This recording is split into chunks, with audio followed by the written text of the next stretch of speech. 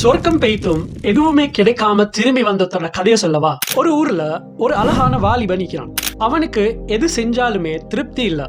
தனக்குண்டு ஒரு லைஃப் பார்ட்னரை தேட ஆரம்பிச்சான்.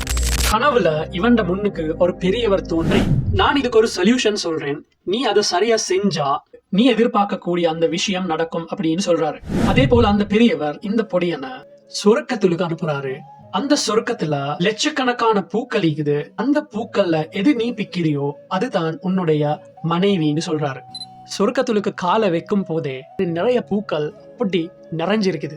இவனுக்கு இப்ப ஒரு சிந்தனை, அடடா இங்கேயே இவ்வளவு அழகான பூ இருந்தா இன்னும் கொஞ்சம் முன்னுக்கு போனா இன்னும் அழகான பூக்களிக்குமே அப்படின்னு சொல்லி இன்னும் முன்னுக்கு போறாரு. அங்க அதை விட அழகான பூக்கள் இருக்குது. அவருடைய கை அதை பிக்க போகும் போது திரும்ப அவருடைய மனம் சொல்லுது, இன்னும் முன்னாடி போய் பார்ப்போமே. முன்னாடின்னு போய் அவருக்கே தெரியாம அவரோட காலை சொர்க்கத்துக்கு வெளியில வச்சிடுறாரு. இப்பதான் அவர் ரியலைஸ் பண்றாரு, லட்சக்கணக்கான பூக்கள்ல ஒரு பூவை கூட நான் பிக்கலையேன்னு.